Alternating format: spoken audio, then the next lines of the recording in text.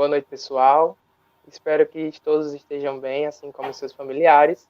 Meu nome é Christopher, sou diretor de infraestrutura do evento, e é com imenso prazer e orgulho que eu dou início à nossa última palestra da primeira semana de Engenharia Química Online no formato online. Quero agradecer a todos os participantes, como também a todos os inscritos e a cada palestrante que já passou por aqui. E antes da gente começar de fato, eu quero lembrar-los que nosso evento é totalmente gratuito, mas vocês podem fazer uma doação voluntária em qualquer quantia, e ela será destinada à ONG ACAPAM, que é a Associação Caicoense de Proteção aos Animais e ao Meio Ambiente. Ela é a maior instituição do Rio Grande do Norte que abriga animais de rua, com mais de 600 animais. Na descrição desse vídeo vocês encontram as contas bancárias. Nós iremos promover um sorteio, uma live, logo após essa palestra, entre os doadores, no perfil do CAEC, do curso de Excel, que a Profissional Easy, que é nosso parceiro, nos doou um desconto de 50%. Esse curso vai começar já amanhã. A cada R$ 5 doados, vocês enviam um comprovante para o número que está na divulgação do Instagram e recebem não mais apenas um número da sorte, mas sim 2. Vai valer ainda durante toda essa palestra. Quero fazer ainda um agradecimento especial ao Chaim, que foi um dos nossos palestrantes, que contribuiu com o evento através da palestra e generosamente fez uma doação, assim como Bruna também fez essa contribuição para a nossa ação. Agradeço em nome também da ACAPAM.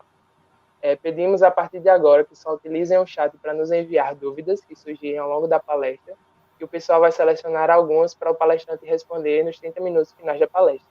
A palestra terá duração entre 1 hora até no máximo 1 hora e meia, pode se estender um pouquinho, para a gente ter mais meia hora no final para responder as dúvidas.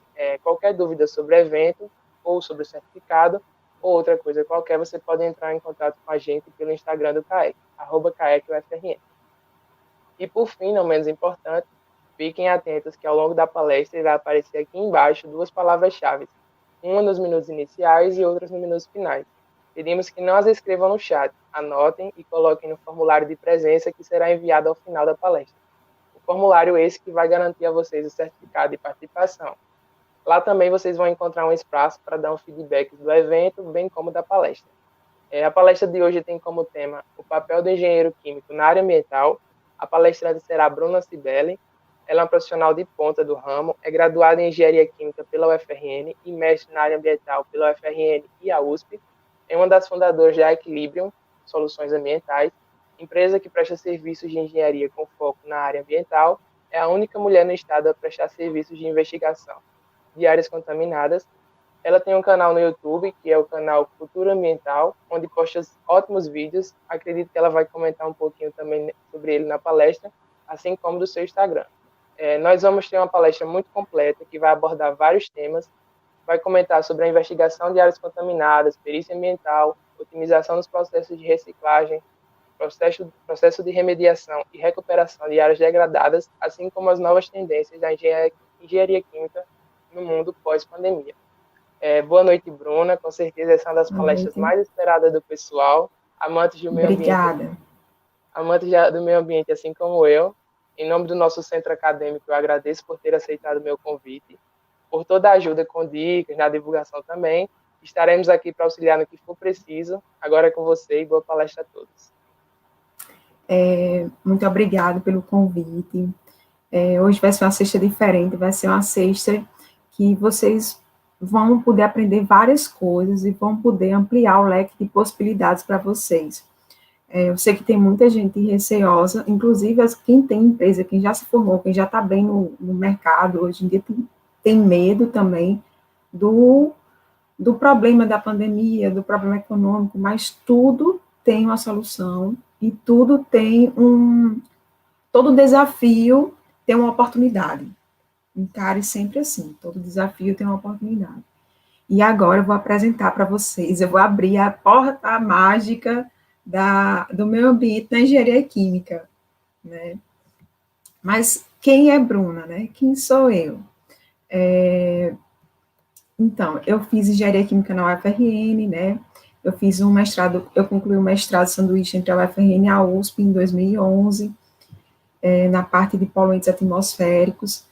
Quando eu terminei, eu fui morar um tempo fora, eu fiz inglês 1 ano na English House, em Milton Keynes, e também fui voluntária no Engineer Without Border, mas eu participei só do congresso do Engineer Without Border, em 2013, em abril de 2013, no London College. Quando eu voltei para o Brasil, não tinha planos, mas eu refiz os planos, né? Eu voltei no final de 2013, e o plano era passar num concurso público, ou doutorado, e comecei a estudar muito freneticamente, né? E o meu foco sempre foi meu ambiente, desde a época da graduação, meu foco sempre foi trabalhar com o meu ambiente. E, como quase todo mundo que entrou na graduação de engenharia, sonhava em fazer parte da equipe da Petrobras, né? E eu não era diferente. Então, eu comecei a fazer concursos na área de engenharia, para o cargo de engenheiro de meio ambiente júnior. Eu nunca fiz para processo, eu sempre tentava para engenharia de meio ambiente júnior, que era o cargo para engenheiro ambiental ou correlacionados. Biólogo podia passar, quem dava atribuição era o CREA. Então, se o CREA dissesse que podia empossar o cargo, então beleza, certo? O edital sempre deixava isso em aberto. Eu fiz 3 concursos da Petrobras, que eu não consegui passar no ponto de corte, mas em 2014 eu comecei a passar nos pontos de corte e muito bem. Então, em 2014.1, que foi mais ou menos em abril, eu fiz o concurso da Petrobras era Rio, São Paulo.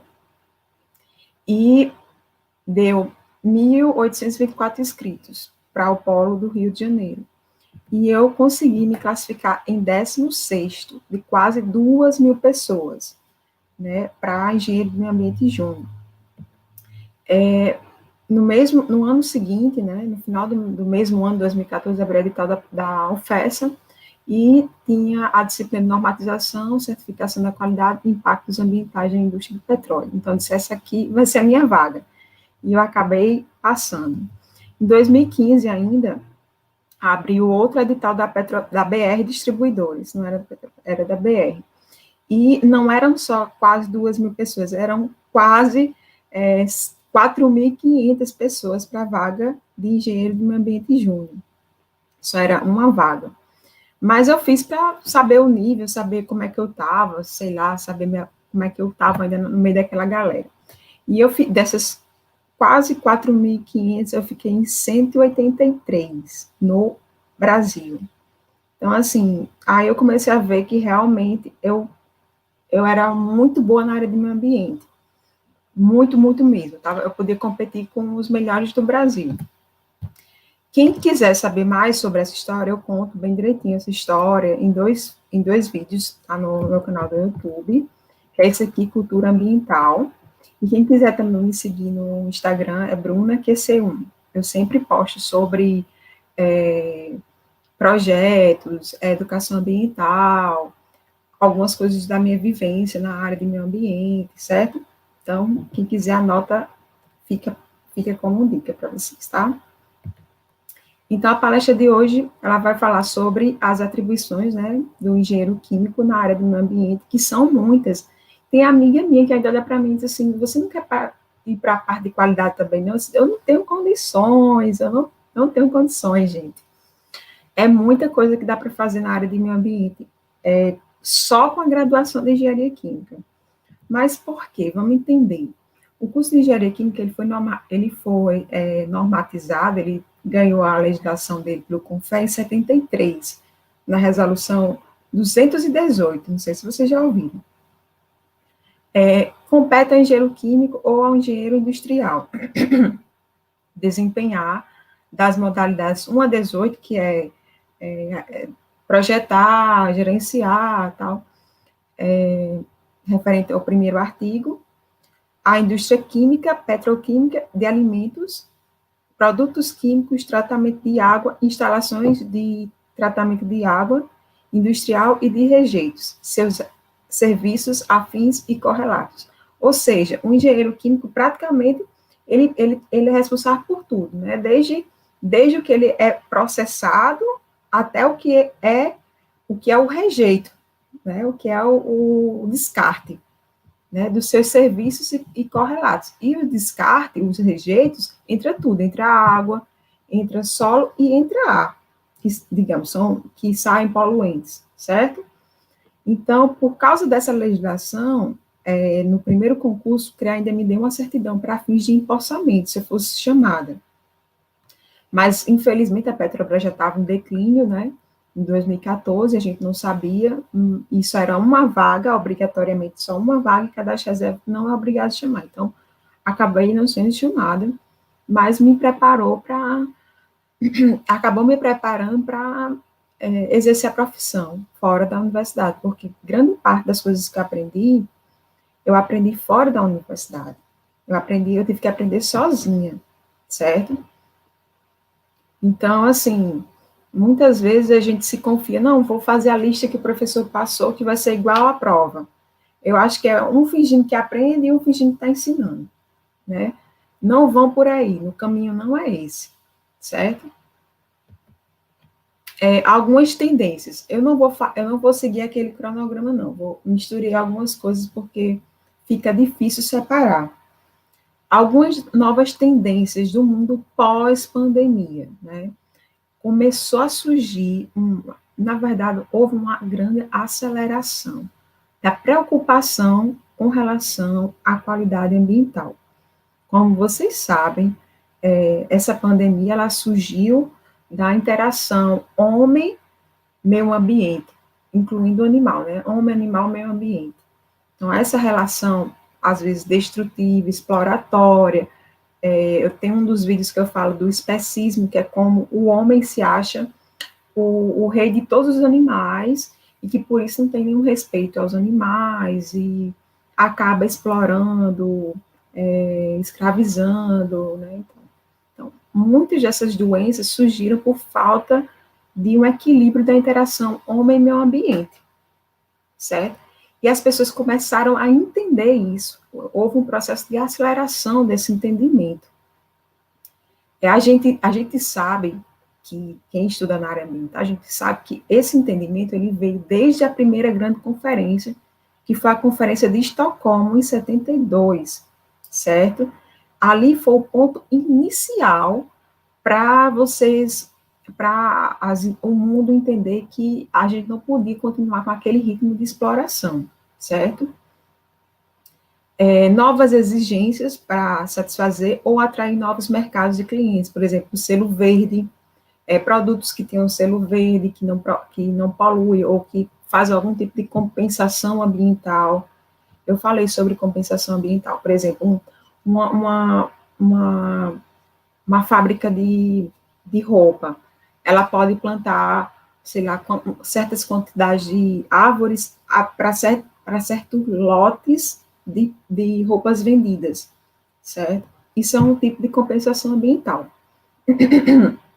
O 3, necessidade de se reaproveitar os resíduos para diminuir a extração dos recursos naturais. Teve um vídeo que eu fiz falando sobre o minimalismo e o consumismo.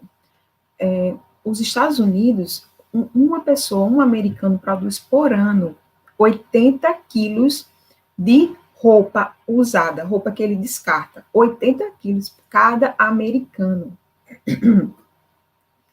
É muito resíduo gerado, certo? E também houve um crescimento populacional muito grande, né? Em 2030, a estimativa é que a gente já esteja com 8,7 bilhões de pessoas no mundo, certo? Então, assim, todo mundo precisando se alimentar, todo mundo precisando se locomover, todo mundo precisando se vestir, e tudo que a gente usa vem do meio ambiente. Tudo é um pouquinho do meio ambiente. Tudo veio do recurso natural.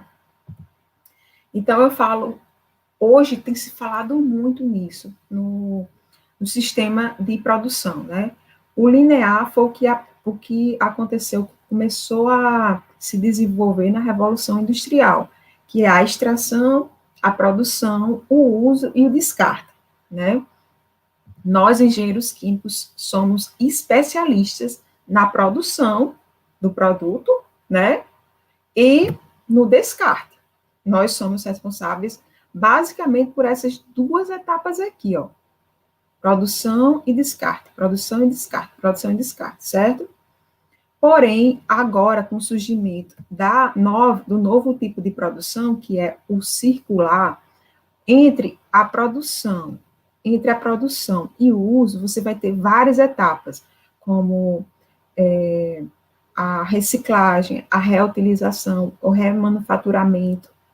Então, aqui de novo vai entrar o engenheiro químico e aqui de novo opa, aqui de novo vai precisar entrar o engenheiro químico e aqui de novo vai entrar o engenheiro químico. Então, assim, por que que agora a gente tem esse novo tipo de produção circular? Eu quero diminuir a extração dos recursos naturais e quero, consequentemente, diminuir o descarte, certo? A gente não tem condições de sustentar o tipo de produção linear que a gente vinha produzindo, absurdamente, certo? Então, dentro dessa, o engenheiro químico tem, como é que eu posso dizer, quase que um dever moral com o meio ambiente de rever as formas de produção, certo? Encarem isso como uma verdade absoluta. O engenheiro químico tem um dever moral com o meio ambiente de procurar novas soluções, novas alternativas para que você extraia menos matéria-prima e descarte menos resíduos, lixo no planeta, né? Uma das novas alternativas agora, que está aparecendo quase em vários artigos simultaneamente, é a questão das cidades sustentáveis. As cidades sustentáveis, ela parte de três pilares: a economia, o meio ambiente e a sociedade, certo?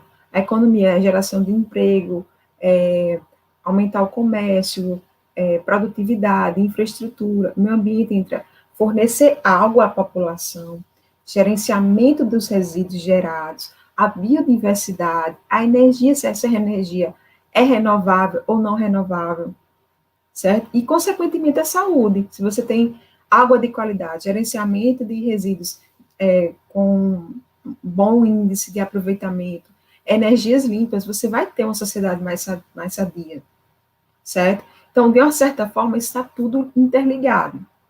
E por que que hoje em dia se fala muito em cidades sustentáveis? Porque as cidades vai ser o núcleo de crescimento de toda a civilização.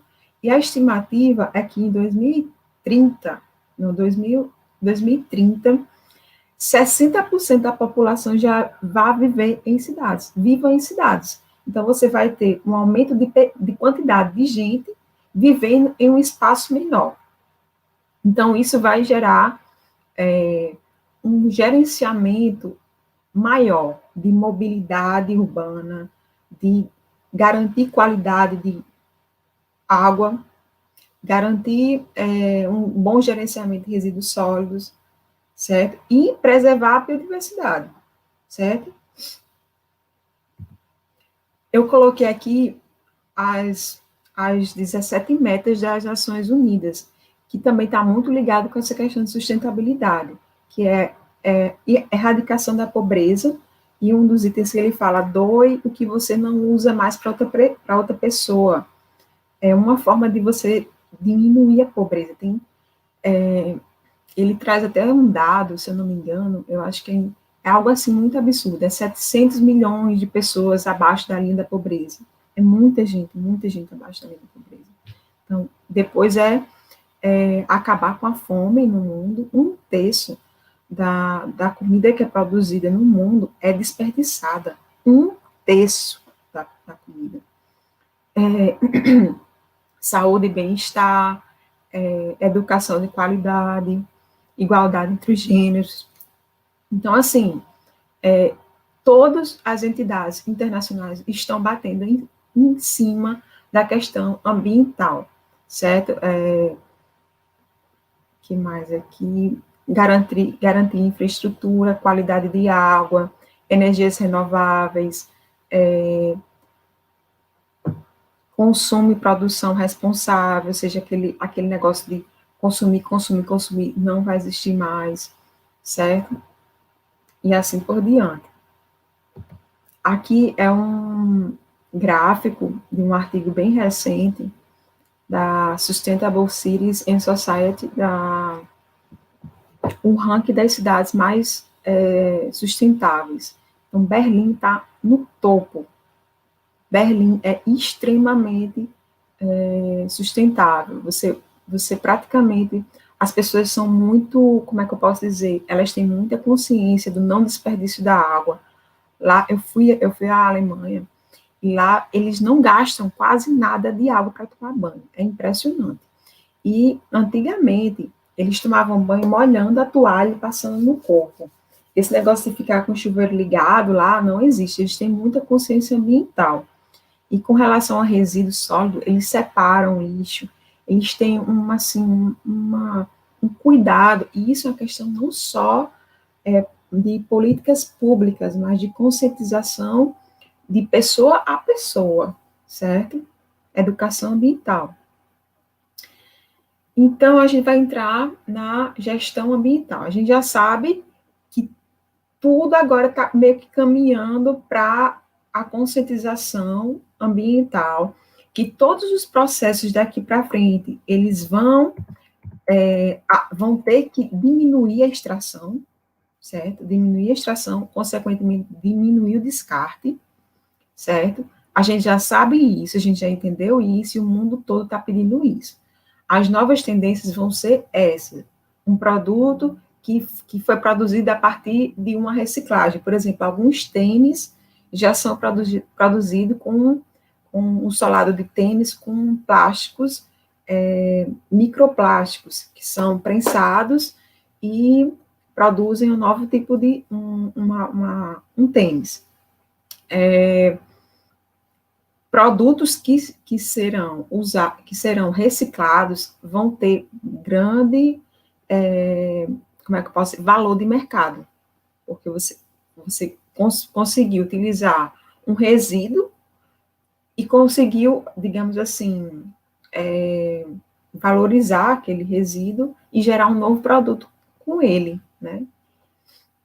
Então, basicamente vai ser isso. Então, vamos para a gestão ambiental. Vocês sabem que a ISO 14000, ela surgiu meio que, não foi na Conferência de Estocolmo, não foi em 72, foi aqui no Brasil, foi na conferência, na ECO 92, em 92 no Rio de Janeiro. O primeiro encontro técnico aconteceu para a formação dessa ISO foi, acho que em 96, se eu não me engano, foi em 94, que era uma necessidade de se padronizar requisitos legais ambientais, porque existia muito troca de mercado, venda entre países, mas não existia uma padronização. E uma forma de valorizar também os produtos que pensassem no meio ambiente. Então, tem certos produtos que só podem, por exemplo, na Inglaterra, eles só admitem a entrada de um produto se ele atender os requisitos legais. E um desses requisitos legais é atendimento da ISO 14000, certo? Então, como é que eu implemento? Qualquer empresa pode implementar a ISO 14000? Sim, qualquer empresa pode implementar uma ISO 14000, mas e não necessariamente ter o selo da ISO. Quem é que dá o selo da ISO? É o Inmetro, certo? Quem é a ISO? Ela é formada por, se não me engano, 180 países, e cada país tem uma cadeira lá. O Brasil tem uma cadeira lá representada pela ABNT.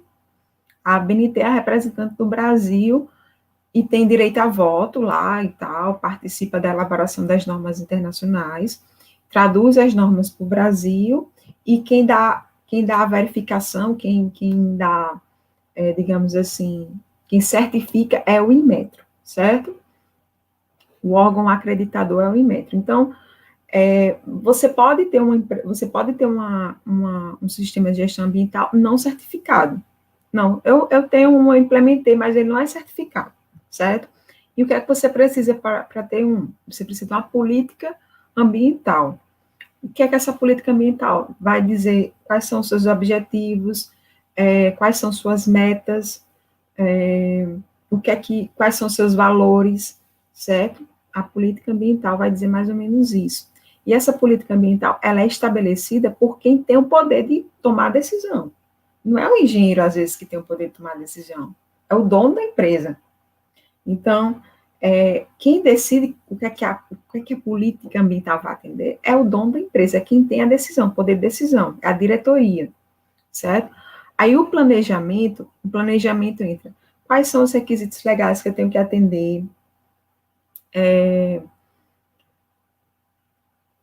Quais essa outra etapa bem importante do planejamento? A parte de dentro do planejamento você vai dizer todos os aspectos da sua empresa que podem ser controlados, por exemplo, uso de água, emissões atmosféricas,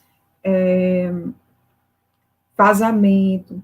Isso são aspectos. Um pouquinho mais na frente eu vou explicar o que são aspectos e impactos, certo? A implementação vai dizer como você vai implementar esse planejamento, como você vai controlar isso aqui. Vai ser como? Eu vou fazer um monitoramento trimestral, eu vou fazer um monitoramento bimestral das válvulas, enfim. A verificação, você vai analisar os dados obtidos da implementação e operação, certo? E aqui, a análise pela alta administração e melhoria contínua sempre, certo, pessoal? Então, qualquer empresa pode implementar sem necessariamente ser certificado, certo? Pode ser implementada num escritório pequeno, como pode ser implementada numa padaria, como pode ser implementada numa empresa multinacional, certo? Aqui a gente está falando sobre aspectos e impactos. Então, isso aqui é super importante. Lembra que eu falei lá no planejamento, aqui, ó.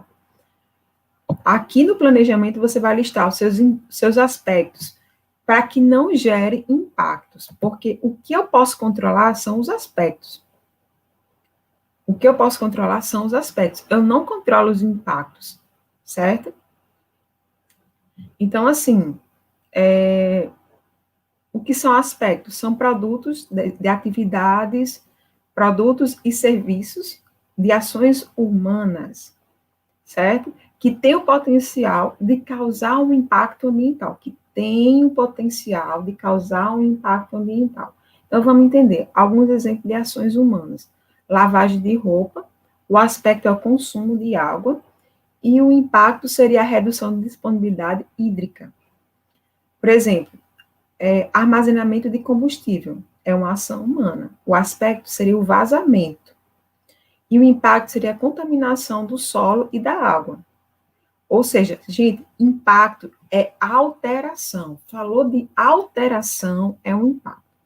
Houve alteração das condições naturais, então aí sim você vai ter um impacto, certo? Aspecto é o que eu controlo, eu posso controlar.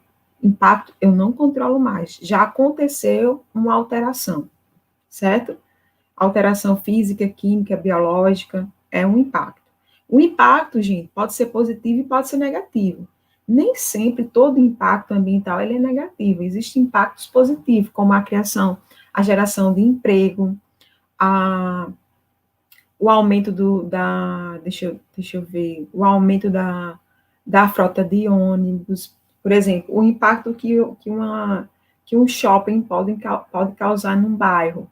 Vai gerar emprego, vai ter mais rotas de ônibus, mas também tem impactos negativos, né? Vai gerar mais poluentes, enfim. Então, impacto ambiental nem sempre ele é só negativo, tem os positivos também, certo? Aqui eu coloquei um exemplo de atendimento a requisitos legais, por exemplo, pensando na CAERN, né, Companhia de Águas e Esgoto. Então, quais seriam os requisitos legais que a CAERN teria que atender? Teria que atender a Lei Mãe de Recursos Hídricos, que é 9433, de 97. Teria que atender ao CONAMA 357, que é o enquadramento de corpos d'água, certo? Que é aquele que diz água doce, salina e salobra. Lembra? Os 3 tipos de água. Água doce inferior a 0,3% de salinidade. Salobra entre 0,3% acima de 0,3. Então, assim, tem que lembrar desses três tipos de classes d'água. Então, quem dá esse enquadramento é a 357. E depois vem uma complementar dela, que foi a 430, que é os critérios para lançamento de efluentes de efluentes líquidos, certo? A 357, ela só dava enquadramento dos corpos d'água. Cada desses três tipos, salina, salobra e doce, ela se dividia em outras 4 classes, certo? Então, até então, não se falava em efluentes, em descarte de efluentes. Aí veio a 430 complementar a 357, que foi sobre os lançamentos de efluentes industriais e sanitários também, certo? Isso aqui é um atendimento aos requisitos, certo? Lá da gestão, na parte de planejamento. Mas esse atendimento a requisitos, gente, ele não é só uma questão só para gestão ambiental, ela é uma questão para licenciamento ambiental também. Quando você vai licenciar um empreendimento, nem todo empreendimento é licenciado, né? Tem alguns empreendimentos que são licenciados. Quem falou sobre licenciamento foi, se vocês quiserem tomar nota, foi o CONAMA 001, né? Ele fala sobre estudos de impacto ambiental e alguns empreendimentos que são licenciados. Então, empreendimentos de grande porte, que usa recursos hídricos, que usa recursos naturais, que tem o potencial de causar algum impacto ambiental, geralmente eles são licenciados. Sendo assim, eles têm que atender a alguns requisitos legais, certo? Agora nós vamos para o plano de gerenciamento de resíduos sólidos.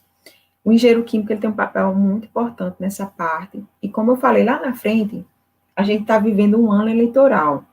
E, se eu não me engano, eu acho que mais de 60% das cidades do Rio Grande do Norte não tem um plano de gerenciamento de resíduo sólido. Não tem. A maioria das cidades do nosso estado ainda usam lixão, que é proibido. É proibido por lei, a Lei 12.305.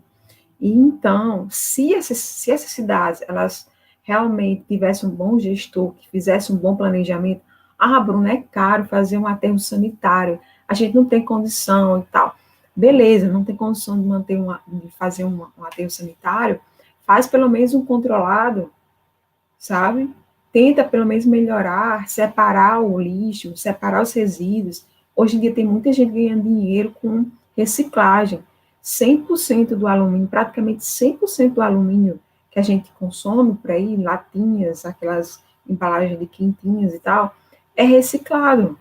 Então, as pessoas ganham dinheiro com isso. Por que que o município também não podia ganhar dinheiro com isso? Gerar emprego, gerar renda. Então, pensem nisso, ó, cidades sustentáveis, água, tratamento de água e gerenciamento de resíduos. Isso o engenheiro químico atua, certo? Pense nas oportunidades que isso pode gerar. Cobrem dos gestores públicos isso. Quando uma cidade tem capacidade de gerar emprego, muito emprego, certo? Então, assim, as interações de um resíduo sólido com o meio ambiente, né? Ele pode interagir com o solo, com a água subterrânea e com o ar, certo? Esses daqui são os aspectos ambientais, é o que eu posso controlar. Então, os impactos seriam doenças e epidemias, desertificação, contaminação de aquíferos, extinção de espécies, diminuição da produção agrícola, poluição atmosférica, entre muitos e muitos outros, proliferação de rato, barata, né? Enfim, gente, é um caos.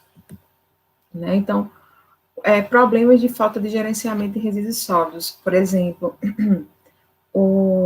a morte de ecossistemas aquáticos, vários tipos de espécies aquáticas têm morrido consumindo lixo, né, comendo lixo achando que é alimento. Quando chove, vários bueiros são entupidos e causam inundação. Né? A gente tem a parte no interior, isso aqui é muito comum, né, esgoto a céu aberto, isso é um impacto ambiental negativo e pode gerar doenças para a população, proliferação de, enfim, vetores. Aqui você tem um lixão, né, o problema que é outro problema da falta de gerenciamento de resíduos sólidos, que é muito comum nas cidades do interior, muito. A gente já nem se espanta mais em ver. E de vez em quando ele aparece pegando fogo, né? Isso é alguém que vai lá, a mando de um vereador, de um prefeito, sei lá, enfim, toca fogo que é para diminuir os resíduos, matar o que tem lá. O que é também um crime, porque essa vegetação aqui geralmente pega fogo junto e acaba desencadeando um incêndio de grande proporção, que inclusive eu já vi também o incêndio chegar a subir serras, né? Matar espécimes aí em extinção e tal. Enfim, é um negócio extremamente terrível, assim. Eu acho que falta muito a parte de educação ambiental também, porque às vezes quem tem consciência de que isso é errado, né, com certeza vai cobrar as autoridades melhorias. Então, o que é um gerenciamento de resíduos sólidos? É um conjunto de ações exercidas diretas e indiretamente na etapa de coleta, transporte, transbordo, tratamento e destinação final ambientalmente adequada dos resíduos sólidos e destinação finalmente adequada, de acordo com o Plano Municipal de Gestão Integrada de Resíduos Sólidos ou um Plano de Gerenciamento de Resíduos Sólidos. Então, assim, a maioria das cidades do interior não tem um plano de gerenciamento de resíduos sólidos. O engenheiro químico podia fazer um, podia solicitar um. A população pode solicitar um, certo? Que envolva a comunidade, que abra uma cooperativa de reciclagem, de separação de resíduos recicláveis, certo? Então, o principal objetivo da Política Nacional de Resíduos Sólidos é não geração. Primeira etapa é não gerar. Não gere. Por exemplo, eu estaria sendo hipócrita se eu ficasse. Eu tenho que ter não sei quantas roupas, eu tenho que ter não sei quantas blusas, quantas calças. Não, eu preciso ter o básico. O consumismo está totalmente ligado com a geração de resíduos sólidos, gente. Totalmente. Tanto é que eu falo no vídeo do consumismo, eu falo que as pessoas, uma das teorias, que é a teoria de Bauman para o consumismo, ele fala que o consumismo, um dos motivos para ele ter surgido é a questão da construção de uma identidade, né, de você ter que ter uma identidade, você ter que mostrar para outra pessoa que você tem uma identidade, né, então, e para isso você acaba achando que tem a necessidade de consumir certas marcas, de trocar o carro todo ano, né? Então, nem sempre, gente, nem sempre. Então, reduzir, não gerar é o primeiro passo. Reduzir, reutilizar, reciclar e recuperar até a destinação final ambientalmente correta, certo? Então, não geração, redução, reutilização, reciclagem e recuperar. Então, o que é a reciclagem, gente? A reciclagem é um processo de transformação dos resíduos sólidos que envolve a alteração de suas propriedades físicas, físico-químicas ou biológicas. Então, ocorreu uma transformação física, química, físico-química ou biológica, então é uma reciclagem. Olha aqui o exemplozinho de um porta-lápis e aqui tipo um filtrozinho, uma jarrazinha de água. Bem interessante essas propostas, certo? Aí aqui outro exemplo essas ideias aqui eu acho muito massa. Usar pneu como forma de você embelezar uma praça, embelezar um jardim. Eu vi a Semurb estava usando os pneus para fazer tipo coletores de lixo, né? Vários pneus juntos, assim, e dentro um saco. Né? Eu achei super legal também, é uma ideia. Isso aqui eles cobriram com um tecido bem grosso e fizeram tipo uns puffs. Ficou bem legal também. São esses tipos de ideias que daqui para frente, no mundo pós-pandemia, vai tomar cada vez maior proporção, certo? Então, o conceito também de reutilização. Lembra que eu falei lá na frente de uma das 17 metas das Nações Unidas é acabar com a pobreza no mundo, né? Então, a reutilização é isso, é você doar o que você não usa para uma pessoa que vai usar várias e várias vezes. Eu faço muito isso com a minha irmã, eu sou a mais nova, então as minhas duas irmãs, principalmente a do meio, me dá muita coisa que ela não usa mais. Então eu sempre reutilizo as coisas dela. Bolsa, sapato, enfim. Então isso é uma excelente alternativa, gente. A questão de reutilização de carros usados também. Eu brinco com o pessoal lá de casa que eu só vou trocar o carro quando eu puder comprar agora um elétrico, né? Não vou trocar carro enquanto não puder trocar por um elétrico, né? Então, a reutilização é um processo de aproveitamento dos resíduos sólidos sem sua transformação, né? Você não precisou transformar ele, precisou cortar, pintar, enfim. Você simplesmente deu uma limpadinha, botou uma graxazinha ali e pronto, né? Reutilizou, certo? Tem os brechós também, pessoas que conseguem, por exemplo, para causa animal, tem muito brechó, de pessoas que doam, aí aquelas pessoas que têm gatil ou canil, pegam essas roupas, essas peças doadas e vendem para comprar a ração, certo? E para caridade também, caridade tem bastante brechó também. É uma ótima alternativa. Quais são os instrumentos, então, da Política Nacional de Resíduos Sólidos? Então, primeiro instrumento é a política, aliás, é o plano de gerenciamento de resíduos sólidos. A condução do plano, né? Os inventários, a coleta seletiva, a iniciativa, a criação ao desenvolvimento de cooperativas, tem tudo a ver com cidades sustentáveis. Vocês estão vendo que estão praticamente fechando-se um ciclo, você vê cidades sustentáveis, gerenciamento de gestão ambiental, plano de gerenciamento, praticamente quase fechando um ciclo em torno dessa parte de gestão de resíduos sólidos, né? Então, você tem o monitoramento também, aí você tem a pesquisa científica e tecnológica, por exemplo, o estímulo deveria estimular mais as pesquisas para tipos de reciclagem, melhoramento do processo de reciclagem, de plástico, de ferro, né? Enfim.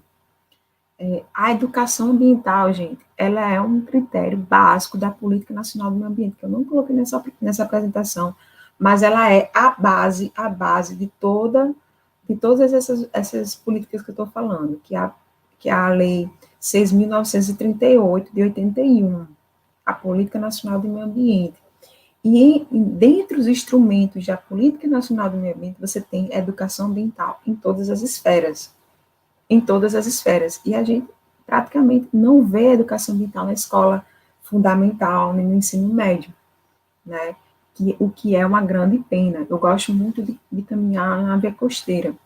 E sempre é um lugar, uma paisagem linda, mas está sempre suja. As pessoas mesmo que vão caminhar levam, sei lá, garrafinha ou copinho descartável, deixa por lá, certo? Então, se houvesse educação ambiental, as pessoas não fariam isso, eu tenho certeza.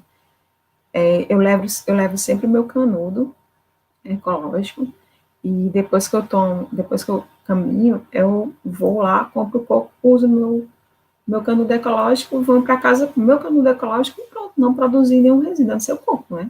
Não é um plástico. Enfim, incentivos fiscais e financeiros e créditos, o Sistema Nacional de Informações sobre os Resíduos Sólidos, SINI, o Sistema Nacional de Informações sobre Saneamento Básico e os Conselhos de Meio Ambiente. A etapa do gerenciamento. A etapa do gerenciamento é a não geração, redução, reutilização, reciclagem, tratamento do resíduo sólido e disposição final ambientalmente adequada aos rejeitos. Aqui a gente está vendo os tipos de resíduos e os responsáveis por ele. A gente vai ter um pouquinho mais na frente quais são esses tipos, né? Eles podem ser classificados de acordo com a origem e de acordo com a periculosidade. Então tipos de resíduos. O domiciliar, o comercial e o de serviços é a prefeitura quem tem a responsabilidade, certo?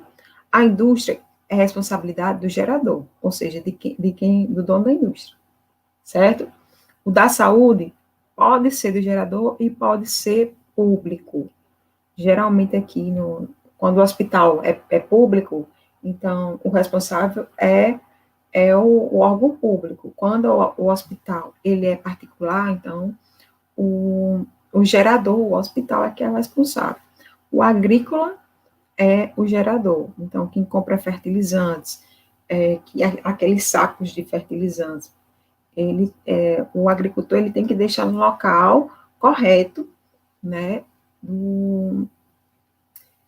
Tem pessoas que pegam esses sacos de volta, né? Então, o entulho pode ser o gerador e pode ser a prefeitura também, certo? Depende de quem está gerando. Então, assim, o modelo de gerenciamento de áreas de gerenciamento de resíduos sólidos. Então, você tem, primeiro, reduzir na fonte e a reciclagem e reuso, certo? Minimização dos resíduos. Esse aqui é o de maior eficiência. Maior eficiência, redução da fonte, reciclagem e reuso, certo? Aí você tem medidas de controle, você tem o tratamento, você tem a disposição final e você tem a recuperação de áreas degradadas. É o menor, tá vendo? Mais baixa eficiência, certo? Então, maior eficiência, redução na fonte, certo? Menor eficiência é a recuperação de áreas degradadas, certo? Então, como eu falei lá atrás, um pouquinho lá atrás, eu falei que os resíduos eles podem ser classificados quanto à origem e quanto à periculosidade. Quanto à origem, você vai dizer se ele é doméstico, se ele é urbano, ou se ele é comercial, ou se ele é industrial, é a origem, certo? Se você não souber a origem, você vai classificar de acordo com a periculosidade. Você vai ter que fazer ensaios para determinar se ele é inflamável, se ele é corrosivo, se ele é reativo, se ele é tóxico, se ele é patogênico, ou se ele é um inerte, certo? Que é o não perigoso, certo? Então, dois tipos de classificação, quanto à origem e quanto à periculosidade, certo? Quanto à origem, às vezes você pode classificar ele como perigoso também. Você vai ter que classificar ele de acordo com a NBR 10.004, né? Que é sobre resíduos sólidos, classes de resíduos sólidos. Aqui você tem um exemplo de um aterro sanitário, certo? Aqui você tem a implementação da geomembrana, ó, tá vendo aqui, ó, a geomembrana.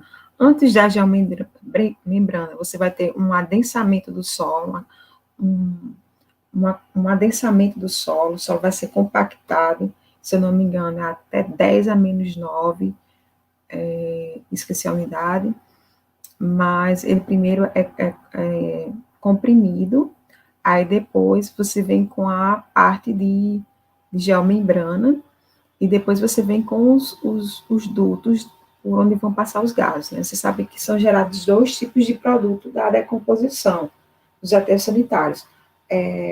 O lixiviado, né? E os gases metano, certo?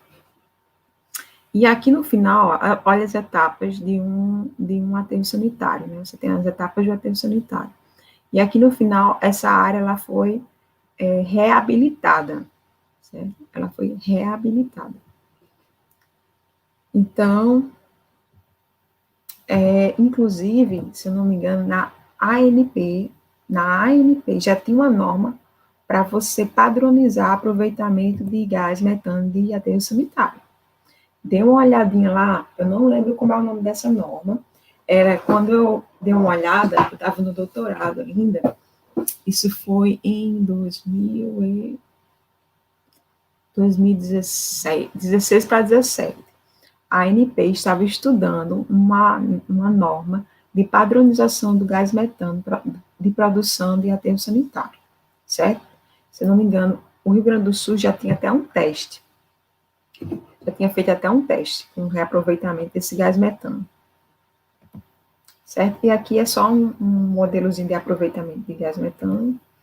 Então, assim, é difícil fazer um plano de gerenciamento de resíduos sólidos, gente? Não é difícil. Você só precisa dos dados.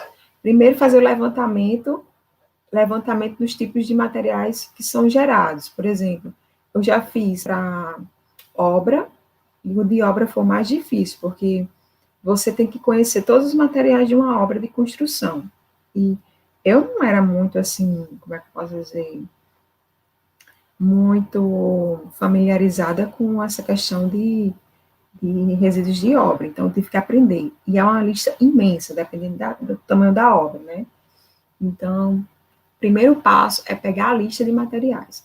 Outro exemplo que eu já fiz plano de gerenciamento de resíduo sólido para posto de combustível. Aí no posto de combustível você tem o lixo que é considerado doméstico, que é o gerado, por exemplo, numa lojinha de conveniência, ou então o lixo do banheiro, que é também considerado domiciliar.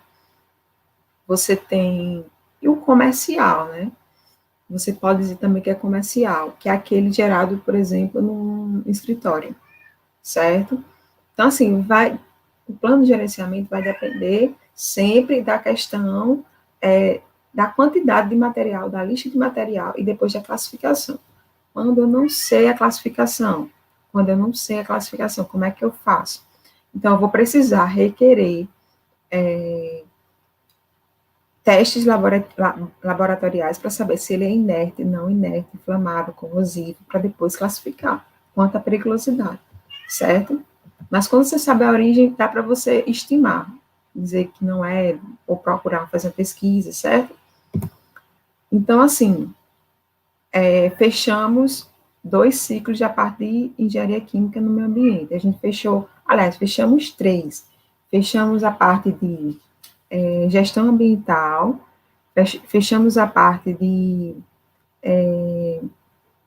gerenciamento de resíduos sólidos e a parte de como seria cidades sustentáveis. Como o engenheiro químico entraria na parte de cidades sustentáveis, né? E um novo mercado, que é o mercado de produção circular. Então, agora a gente vai entrar na parte de investigação de áreas contaminadas, certo? Então, a investigação de áreas contaminadas, pessoal, é uma das coisas que eu mais tenho feito, né? Eu faço bastante investigação de áreas contaminadas. E aqui são algumas fotos de trabalho de campo. Assim, não é fácil, né? Você realmente tem que sujar a bota mesmo, ir para o sol, suar a camisa. É um pouco arriscado? É um pouco arriscado, né? Você vê essas pedras aqui, ó. Se você tiver muito cuidado, pode bater, pode te machucar, pode cair. Tem a possibilidade também de, por exemplo, uma parede dessa desabar, né? Então, assim, não é moleza, certo? Aí aqui é mais ou menos o que é que eu tive que aprender, tanto para me colocar bem na Petrobras, nos concursos, como para fazer o trabalho que eu faço hoje, né? Infelizmente, a Petrobras praticamente não vai fazer mais concurso, né? A gente sabe disso, mas é bom você aprender. Foi muito bom eu ter aprendido tudo isso, porque foi como eu abri a empresa, foi o que me deu uma base para conseguir fazer todos os projetos que eu já fiz, né? Então, assim, para fazer uma perícia de investigação de passivo ambiental ou uma avaliação de impactos ambientais, o que é que eu preciso saber? Preciso saber de tudo isso aqui, gente. Tudo isso aqui, não é brincadeira, é verdade, certo? Porque, assim, o perito ambiental, o cara que está, a pessoa que está, a mulher que está na frente de uma investigação de passiva ambiental, ela tem que saber a interação do solo, do ar e da água, daquele poluente, certo? Então, ele tem que saber da legislação também, certo? Então, é isso, pessoal. Sim, então, na esfera do meio físico, você tem a litosfera, a atmosfera, hidrosfera, pedrosfera. No meio biológico, você tem a biosfera. E no meio antrópico, você tem a antroposfera, que é a economia, a sociedade, a cultura, a fauna, a flora, os ecossistemas, certo? E aqui você tem, no meio físico, a litosfera, solo, relevo, ar e água. Dentro do passivo ambiental, no relatório, eu tenho que levar em consideração tudo isso aqui, ó. Litosfera, solo, relevo, ar, água, certo? Eu tenho que ver a distância entre o empreendimento e o corpo d'água mais próximo. Eu tenho que ver o relevo, para onde vai o escoamento da água. Eu tenho que saber, enfim, como aquele poluente vai interagir com o meio físico, certo? Então, aqui a gente tem os transportes de solutos na água do subsolo e transporte de massa em meio poroso. Isso aqui é muito comum quando a gente vai fazer estudos de investigação passiva ambiental, quando você tem contaminação de gasolina, diesel, essas coisas, certo? Então, o que é comum? É comum esses 3 tipos de mecanismos, aliás, esses 4 tipos de mecanismos, certo? A advecção, a dispersão mecânica ou hidráulica, a difusão e a adsorção, certo? A advecção, o soluto é carregado pela água em movimento, mantendo-se constante a concentração da solução. Isso aqui é muito, por exemplo, em um rio, né? A dispersão mecânica ou hidráulica é a mistura mecânica que ocorre durante a advecção. É causada inteiramente pelo movimento do fluido, certo? A difusão. A difusão é um fenômeno de transporte de massa. Isso aqui é muito, muito, muito comum, pessoal. Muito mesmo. A difusão. É um dos principais tipos de mecanismo de transporte de poluentes, certo? De transporte de massa simultâneo, a dispersão mecânica, resultante da variação na concentração do soluto na fase líquida. Então, assim, é muito comum na parte de poluentes atmosféricos, quando você atinge o lençol freático, o tipo de difusão. E a absorção é um processo também físico-químico, no qual uma substância é acumulada em uma superfície entre fases, certo? João Fernandes, isso mesmo, né? D de AB aqui, né? Propriedade de temperatura e pressão, ordem de grandeza. Quando a gente vai fazer análise, né? Geralmente é pedido para coletar sólidos, a parte sólida, como é que eu posso dizer? O solo, certo? Quando eu tenho água misturada com solo, lógico que o poluente vai preferir ir para o líquido, né, gente? Tá aqui, ó, a ordem de grandeza aqui, ó, do DDAB. Tá vendo, ó? É preferivelmente nos gases, depois no líquido, depois no sólido, certo? Então, aqui é um sisteminha de uma planta de investigação de áreas contaminadas. Essa parte aqui amarelinha foi a parte que a gente escolheu coletar o solo, certo? E por que foi coletado esses pontos? A gente faz geralmente uma malha de IVOC, com um detector de IVOC, que eu acho que eu vou colocar mais esse aqui. Esse aqui, ó, tá vendo? Ó? Então, a gente faz essa malha de IVOC e coleta dos pontos que deram maior contaminação, maior pico, certo?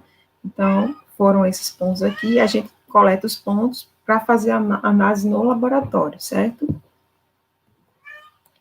Então, aqui a gente fazendo aqui a parte do solo e aqui a parte da água. Coleta de água, coleta de solo, certo? A investigação. Na investigação de líquido, a gente tem que ter mais equipamentos para fazer, por exemplo, saber o nível da água, certo? Enfim, o que mais que eu poderia dizer? A gente faz um ensaio de percolação para saber mais ou menos se houver uma contaminação, quanto vai percolar, certo? O que mais? Símbolo, né? Esse detector aqui, ele detecta o quê? Ele detecta o composto orgânico volátil, certo? Ele é um indicador, ele é como se fosse uma análise qualitativa de contaminação, mas eu não posso afirmar que ali vai ter, por exemplo, benzeno, tolueneto, benzeno, não. Eu só posso afirmar quando eu faço a coleta, eu levo para o laboratório, e lá no laboratório, com um cromatógrafo gasoso, é que ele vai me dar análise dos componentes que estão ali e as concentrações. Quando eu tenho as concentrações, aí eu vou para a resolução CONAMA 420, que é a resolução sobre gerenciamento de áreas contaminadas, que tem os padrões que eu vou falar já já, e eu comparo, certo? Então, o que é remediação? Imagina aí uma área contaminada com vários produtos que você não sabe nem o que é, né? É dose, viu, gente? Não é moleza, não.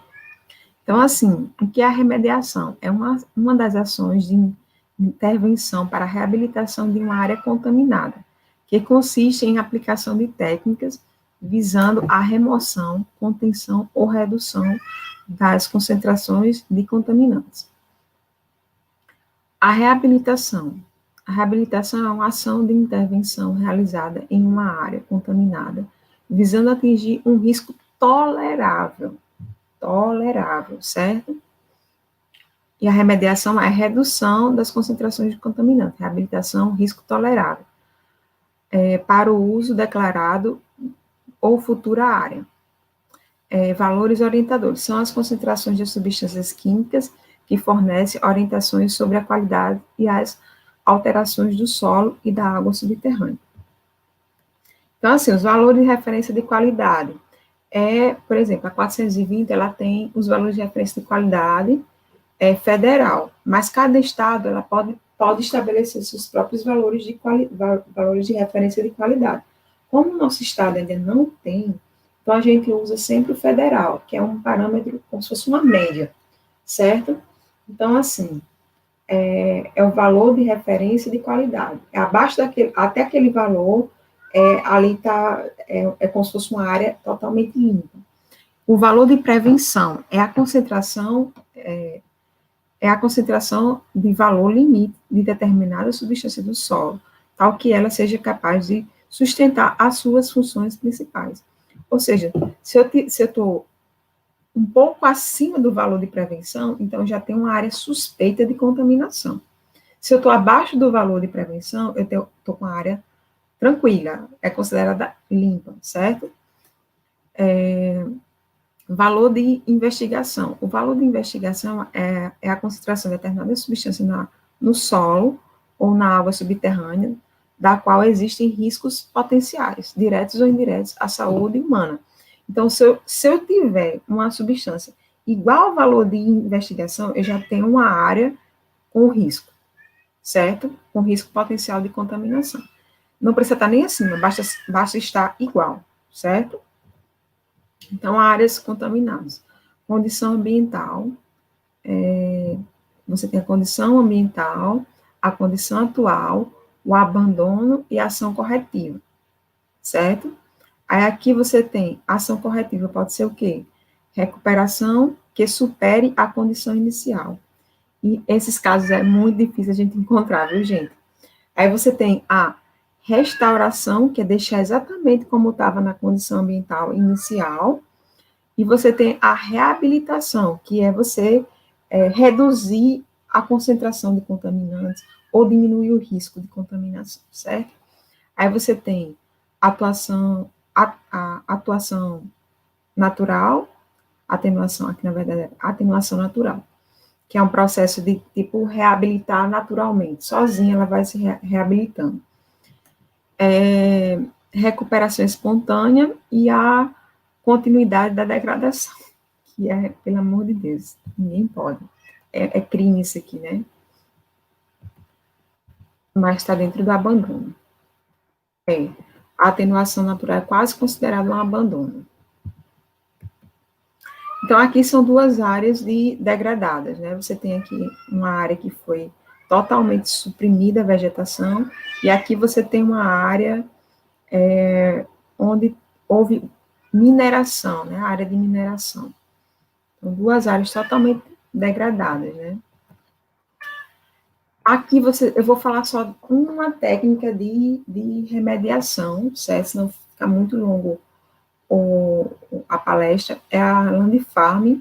A Land Farm é a mais usada, foi a mais usada no Brasil e no mundo, inclusive pela Petrobras, certo?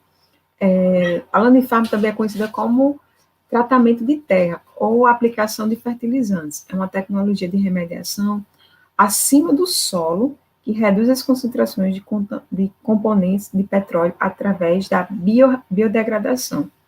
Então, a Land Farm é uma biodegradação, certo? A aplicação dela, ela tem se mostrado eficaz na redução das concentrações de quase todos os componentes de produtos petrolíferos, tipicamente encontrados no tanque de armazenamento subterrâneo. Então, eu fiz já um projetozinho de Land Farm para uma contaminação pequena, foi removida a terra contaminada, o solo contaminado, e foi espalhado em cima de uma lâmina de geomembrana, e uma certa periodicidade, essa terra era revirada, certo? De forma que tanto fosse oxigenada, né, quando você vai remexendo a terra, quanto os micro-organismos ali vão se alimentando daquele poluente. O micro-organismo do solo, que já está lá no solo, vai se alimentar do poluente, do petróleo, certo? E para isso ele usa oxigênio, e você vai remexendo a terra, né? E aqui são alguns exemplos, né? Aqui, nesse aqui, a pessoa ainda está removendo a camada contaminada, certo? E aqui não, aqui ele já está passando, já está remexendo a terra, certo? A outra é para lençol freático, que é a bioventilação. Então, as vantagens é falsa instalação, cria uma perturbação mínima para operação no solo, pode ser usada para tratamento de áreas de difícil acesso, requer tempo de tratamento curto, normalmente de 6 a 2 anos. Eu acho meio difícil porque remediação sempre é mais do que a gente estima, certo? Principalmente dependendo da técnica. A desvantagem é que ela não é usada quando o solo ele é muito barro, tem muito barro. Ele é mais comum ser empregado em solo que tenha boa, alta permeabilidade do solo, ou seja, solos arenosos, certo? Elevada concentração, aqui é uma desvantagem, elevada concentração de constituintes pode inicialmente ser tóxica para micro-organismos. Como ela é uma bioventilação, então, parte dessa remediação vai ser executada pelos micro-organismos também endêmicos do solo. Então, se tiver uma concentração muito alta, os contaminantes podem matar os micro-organismos, certo? Aqui é um esquemazinho de como é a bioventilação, certo?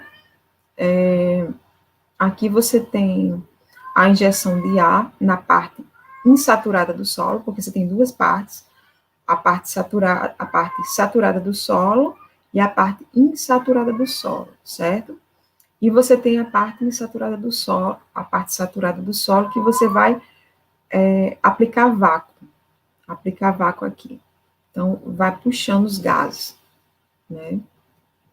É bem interessante foi bastante usada pela Petrobras, viu?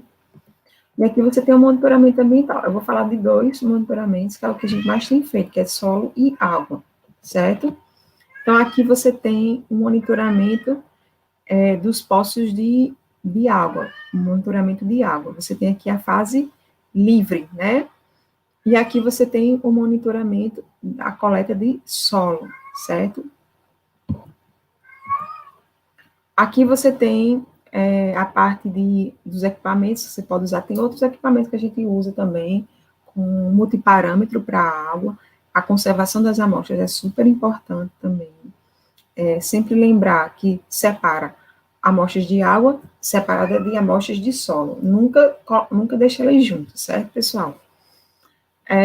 O que mais posso falar aqui na parte de monitoramento? O monitoramento ele não é feito de qualquer maneira. Existem normas de monitoramento, normas para monitoramento do solo, normas para monitoramento da água, certo? E você tem que seguir as normas de monitoramento. Porque se você for fazer do jeito que você quer, às vezes o Ministério Público liberava algumas imagens de algumas empresas fazendo coleta de água. Era o pessoal coletando água de uma garrafa de Coca-Cola, era o pessoal coletando solo de saco plástico, qualquer sacola plástica do supermercado, entendeu? Então, assim, tem um método, tem como tem que ser feito, tem cada recipiente tem que estar esterilizado e tal. Então, assim, não é de qualquer jeito. Veja a norma que ele atende. A parte de tratamento de efluente, eu vou só dar um exemplo, né? Para falar de tratamento de efluente, a gente falou dos requisitos de atendimento, requisitos de uma empresa estatal, né? Que foi a Lei de Recursos Hídricos, né, 9433. Depois você vinha com a resolução CONAMA, a 357, que dava enquadramento dos corpos d'água, que você tem água doce, salobra e salina. Dentro da água doce, ainda você tem classe especial, classe 1, classe 2, classe 3, classe 4, né? Então, a água doce. Então, a classe especial é uma classe de água que, digamos assim, ela está dentro de uma área de conservação permanente. Então, não interagiu com o ser humano. Então, a água ali está totalmente in natura, certo? A classe 1, ela é uma água boa, pura, mas ela ainda precisa passar por um tratamento, pelo menos químico, na parte de cloração, por exemplo. Aí você vai ter a 2, a 3, que é cada vez mais degradada, certo? Então, assim, aqui é uma foto de um projetozinho de tratamento de efluentes. Aqui é um fluxograma de tratamento de efluentes, né? Você tinha um esgoto bruto, vem para o gradeamento, depois a estação elevatória, depois a distribuição de controle de vazão, aí vem para a câmara de aeração, depois vinha para aqui você entra com sopradores, porque a câmara de aeração, os micro-organismos decompõem o efluente através usando o ar, né? Aqui você depois vinha para o decantador terciário, filtro misto, o tanque de reuso, a cloração e a desinfecção por UV. Depois o tratamento ia para a irrigação. Mas antes, acho que aqui você tem o monitoramento da água, né? Aqui são dados reais, certo, gente? Então, assim, de acordo com... Lembra que eu falei o enquadramento do corpo hídrico? Eu vou na 357. A parte de descarte de efluente, lançamentos de efluentes líquidos, eu vou na 430. E na 430, um tratamento ele só é eficiente e o efluente só pode ser descartado se ele tiver, o tratamento dele tiver atingido pelo menos 60%, certo? Teve alguns meses que esse tratamento não atingiu 60%. Foi aqui em setembro, julho e outubro, certo? Então, nem podia ser descartado nenhum afluente, certo? Aqui a gente fez análise, né, da água para enquadramento da água tratada, já tratada, viu, gente? Essa parte lilás aqui, roxa, é a água que pode ser, aqui era uma parte de grama da empresa, certo? Então, essa parte de grama que era só tipo paisagística, né, podia ser irrigada com a classe 4, porque esse tratamento aqui não foi o que fiz, o tratamento, certo? O projeto de tratamento não foi o que fiz. Eu fiz só um enquadramento, um amigo meu, que é engenheiro agrícola e ambiental, fez o projeto de reutilização, de irrigação. Fiz o enquadramento do corpo d'água. Então, esse tratamento, ele conseguia uma qualidade de água, como vocês podem ver, quase abaixo de 60%. Então, como a DBO é alta, porque é um esgoto sanitário, então você não. Essa classe de água aqui ainda era uma classe de baixa qualidade de água. Então, ela só se via, era água classe doce, mas nível classe 4, ou seja, somente para navegação e uso paisagístico, certo? E essa área azul, ela tinha muito árvores frutíferas. Então, por causa disso, a gente não podia irrigar com essa classe 4. Então, tem que ser uma água tipo classe 1 ou classe 2 tratada, certo? Então, foi isso. E a apresentação terminou. Quero saber quem está vivo ainda.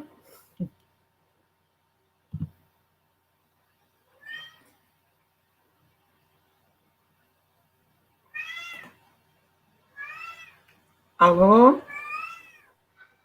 Tá me ouvindo? Tô. Ok, Eu a tiro gente vai. aqui, eu tiro aqui com. Pode desabilitar. Pronto. Isso. Então, obrigado pela palestra, Bruna. Foi incrível. Nos mostrou bastante sobre essa área, esclareceu muitas coisas. Creio que todos gostaram, conseguiram conhecer um pouco mais sobre esse tema tão atual e tão importante. A Verdade. gente vai avisar vocês que vai aparecer a segunda palavra-chave agora durante as respostas das perguntas.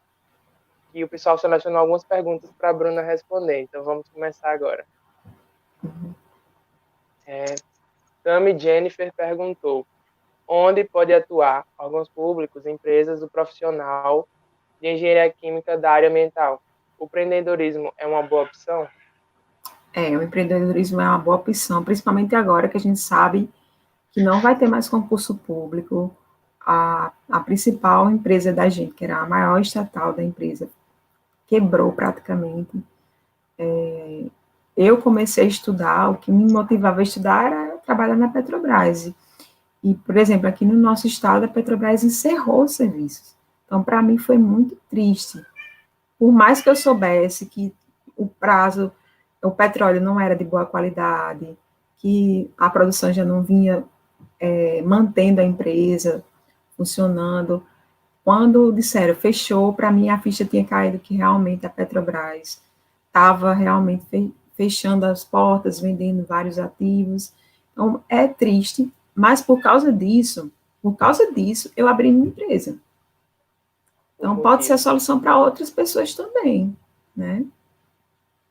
Próxima pergunta. Cariliane Macedo perguntou: com relação à poluição causada pelos cemitérios, principalmente a poluição dos lençóis freáticos e os gases produzidos, como o engenheiro químico poderia atuar para diminuir os danos ao meio ambiente? Existe uma norma da ABNT só para a construção de cemitérios. Existe uma norma. Infelizmente, nosso estado está muito atrasado mesmo com relação a isso. Inclusive, eu venho da cidade interior do Rio Grande do Norte, que é Marcelino Vieira, e o cemitério de lá foi construído perto de um rio, como vários outros, né, municípios também, que a terra era mais fácil cavar. Mais fácil. Vamos para a próxima pergunta.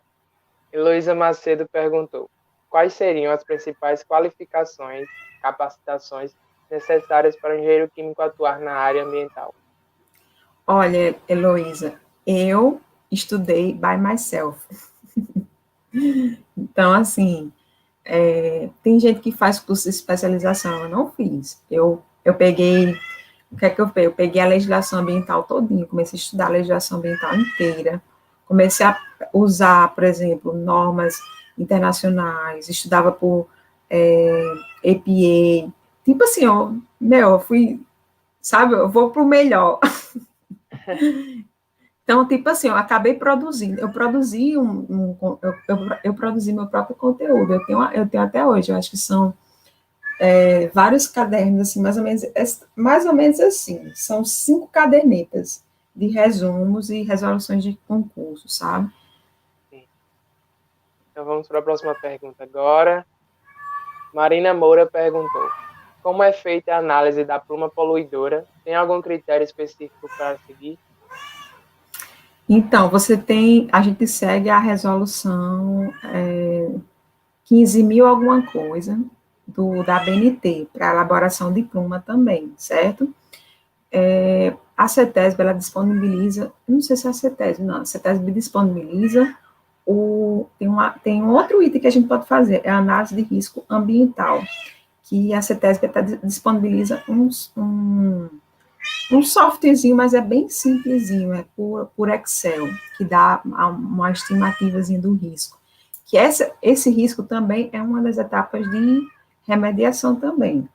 Antes de você fazer a modelagem da pluma, você faz os dois, faz a análise de risco ambiental e faz a modelagem da pluma, os dois juntos, certo?